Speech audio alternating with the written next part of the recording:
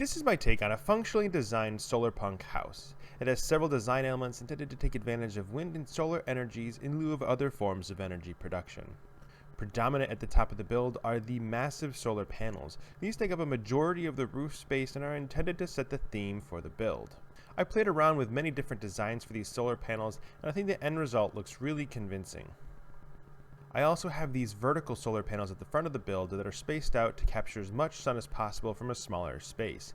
These are using the B00-100 trick of using camouflage glass panes to pull the walls in interesting ways to create a thinner look on the inside.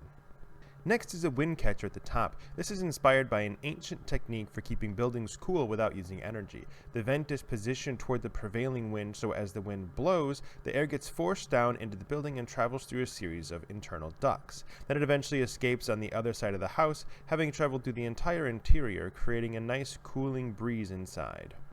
The two-tiered balcony creates plenty of growing space for the inhabitants to grow various crops for consumption or use around the property. It also creates a shaded area below where plants that do better in partial sunlight can thrive.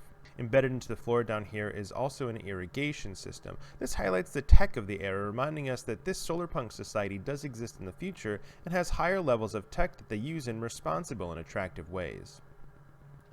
I didn't do much of the interior because that wasn't the focus of the build, but one important detail is this couch below the wind catcher. This is the bottom of the wind catcher intake where the wind comes into the house.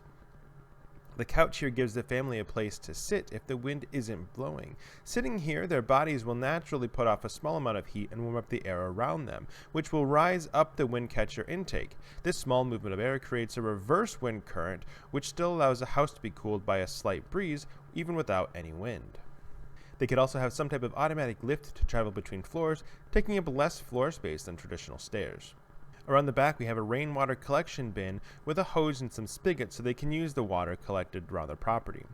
Also a small place to store tools and things that is protected from the elements. I've also used awnings around the windows of the property, which would keep the windows shaded during the most intense hours of sunlight, keeping the house cool on the inside. That was a quick look around my Solarpunk house. Let me know what your favorite feature was in the comments.